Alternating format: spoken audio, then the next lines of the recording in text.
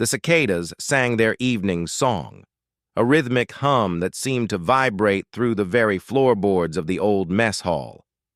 Cole wiped down the last of the long wooden tables, the scent of pine and disinfectant clinging to the air. Another day at Camp Whispering Pines was done, the cacophony of 12-year-olds replaced by a deep, settling quiet. He was stacking chairs when a soft thud came from the kitchen. Peering through the service window, he saw Andrew, the new arts and crafts counselor, attempting to wrestle a giant bag of flour onto a high shelf. Andrew was all sharp angles and graceful limbs, a ballet dancer's build utterly failing at this particular task. The bag slipped, sending a puff of white powder into the air like a mini explosion. Cole couldn't help but laugh, a warm, quiet sound. "Need a hand?" Andrew jumped, turning with a flour-dusted blush on his cheeks. "I think I need a ladder, or a forklift. My mom always said my grace was reserved for the stage, not the pantry." "Here," Cole said, easily hoisting the bag and slotting it into place. His own build was sturdy, a product of years as the camp's outdoors and swimming instructor. "All set." "Thanks," Andrew said, brushing flour from his dark hair. "My hero." He said it lightly, but his eyes, a warm shade of hazel, held a genuine gratitude that made Cole's stomach flutter. They'd been circling each other for 2 weeks, since the counselors had arrived for pre-camp training. Cole was a veteran, returning for his 3rd summer. He knew these woods like the back of his hand. The stability of the routine, the clear expectations, were a comfort. Back home, things were less clear. His father's questions about when he'd get a real job, a serious girlfriend, hung over him like a cloud. Andrew was all new energy.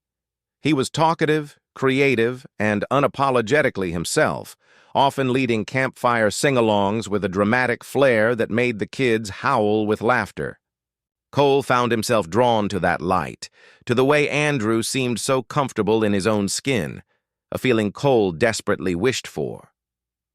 The following evening, Cole found Andrew sitting alone on the dock, his feet skimming the surface of the moonlit lake. The water was a sheet of black glass reflecting 1,000 stars. "Mind some company?" Cole asked, his voice soft in the stillness. Andrew looked up, a small smile gracing his features. "Please, I was just thinking about how big the sky looks out here. You can't see this many stars in the city." Cole sat beside him, the old wood creaking under his weight. "It's my favorite part of this place, the quiet." They talked for hours, the conversation flowing easier than the gentle lapping of the water. Andrew spoke of his life in a bustling apartment with 3 loud sisters, of his love for theater, and of his parents who proudly displayed every macaroni art masterpiece he'd ever helped a kid make. Cole talked about his small town, his quiet house, his dad's hardware store, and the unspoken pressure to eventually take it over. "He means well," Cole said, staring at his reflection in the water. "He just has this picture of how my life should look, and I don't know how to tell him it's the wrong frame." Andrew was quiet for a moment. "Maybe you don't have to tell him with words all at once. Maybe you just have to live your life in the frame that fits you. He'll see it eventually." His words were so simple, yet they felt profound. Cole looked at him, really looked at him. In the silver light, Andrew's features were soft, his expression open and kind. The flutter in Cole's stomach returned, stronger this time. The weeks melted together, each day filled with camp chores and joyful chaos, each night ending with their quiet talks on the dock. It became their ritual. They shared stories of their childhoods, their dreams, their fears. Cole learned that Andrew's confidence was sometimes a shield, that he too worried about not being enough.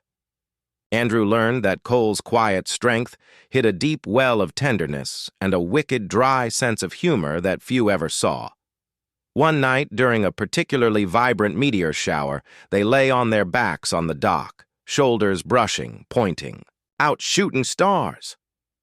"That was a big one," Andrew exclaimed, his voice full of wonder. Cole turned his head to look at him instead of the sky. The starlight caught in Andrew's eyes. The words were right there, on the tip of his tongue. "I like you. I really, really like you." But the fear was there too. The fear of ruining this perfect thing they had built. The fear of what it meant about himself. The fear of his father's voice in his head. Andrew turned his head, their faces suddenly very close. The playful energy was gone, replaced by a nervous, hopeful tension. Andrew's gaze flickered down to Cole's lips for just a second. "Cole?" he whispered, the name a question hanging in the air between them. And in that moment, Cole chose his own frame. He let out a breath he didn't know he was holding and closed the small distance between them. The kiss was gentle and tentative, a question and an answer all at once. It tasted of summer night air and spearmint gum and something entirely, wonderfully new. It was not a dramatic, movie-perfect kiss, but it was real. It was them. When they pulled apart, both were breathless. Andrew's smile was brighter than any shooting star. Cole's heart was hammering against his ribs, but for the first time, it wasn't with anxiety. It was with pure, unadulterated joy. "I've been wanting to do that for a while," Andrew admitted, his voice barely a whisper. "Me too," Cole said, his own voice thick with emotion. "I was just scared." Andrew laced their fingers together, his grip firm and sure.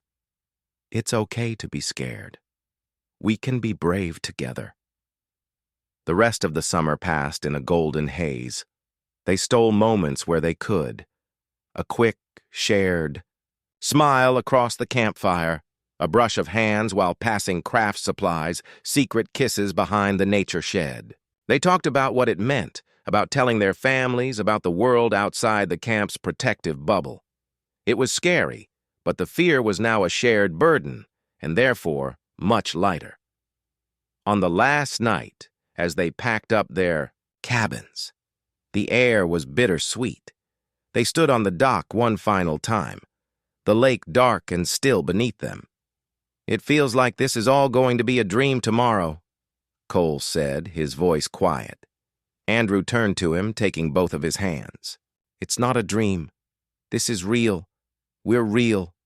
No matter what happens when we leave, remember this feeling. Remember that you are brave, and you are kind, and you deserve to be happy. Your way." Tears pricked at Cole's eyes. He nodded, pulling Andrew into a tight embrace, memorizing the feel of him. They stood there for a long time under the vast, starry sky, two boys who had found more than just a summer crush. They had found a mirror that reflected the best parts of themselves, and in that reflection, they had found the courage to embrace a love that felt as natural and right as the woods around them. Their future was uncertain, but it was theirs to paint together, one brave stroke at a time.